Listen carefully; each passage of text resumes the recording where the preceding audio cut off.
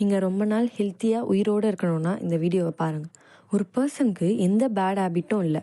ஆனால் அவருக்கு இருந்த ஒரே ஒரு சின்ன பழக்கத்தால் அவர் கை கால் பேரலைஸ் ஆகி பிரெயின் ஃப்ரீஸ் ஆகிருச்சு. அந்த பேட் ஹேபிட் நம்ம எல்லார்கிட்டேயும் இருக்குது. ஒரு கார்ப்பரேட் எம்ப்ளாயி 7க்கு எழுந்து ஆஃபீஸ் மீட்டிங்லாம் அட்டன் பண்ணிவிட்டு நைட் 7 வரைக்கும் ஒர்க் பண்ணிவிட்டு டேரெக்டாக ஜிம்முக்கு போகிறார். வீட்டுக்கு வரவே 11 ஆகிடுது.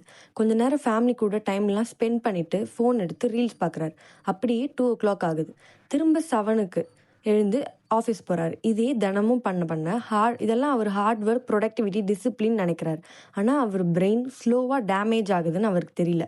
நம்ம தூங்கும்போது தான் பிரெயினுக்கு சிஎஸ்பின்னு ஒரு லிக்விட் செக்ரீட் ஆகும். அது அந்த நாள் ஃபுல்லாக நம்ம பண்ண அக்யூமுலேட் ஆன டாக்ஸின்ஸ், அன்வான்ட் திங்ஸ் எல்லாம் ஃப்ளஷ் அவுட் பண்ணும்.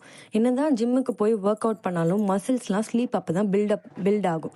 இப்படி தூங்காமல் இருக்கும்போது ப்ராப்பர் க்ளீனிங் நடக்கலைன்னா அது டே டைமில் க்ளீன் பண்ணணும்னு ட்ரை பண்ணும். அப்போ தான் அந்த சடன் ஜோன் அவுட், ஒரு 5 to 10 செகண்ட்ஸ் பிளாங்க் ஆகுறது அதெல்லாம் நடக்கும். நம்ம பிரெயின் ஒர்க் ஆகாமல் அப்படியே ஷட் டவுன் ஆகிடும். இந்த மாதிரி ரொம்ப நாள் தூங்கலைன்னா அல்சைமர் மாதிரி மெமரி டிசீஸும் வரும். இதனால் மெமரி, கான்சன்ட்ரேஷன் லாஸ் ஆகும். டெசிஷன் எடுக்க முடியாது. சீக்கிரமே இரிட்டேட் ஆகிடும். ரியாக்ஷன் டைம் ரொம்ப அதிகமாக இருக்கும். சிம்பிளாக சொல்லணும்னா ஸ்லீப் பிரெயினுக்கான மெயின்டெனன்ஸ்.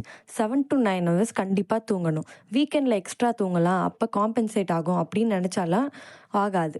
நெக்ஸ்ட் டைம் இன்னும் கொஞ்சம் நேரம் ஃபோன் பார்க்கணுன்னு நினைக்கும் போது உங்களோட ஹெல்த் ஸ்பாயில் ஆகுதுன்னு நினச்சிக்கோங்க.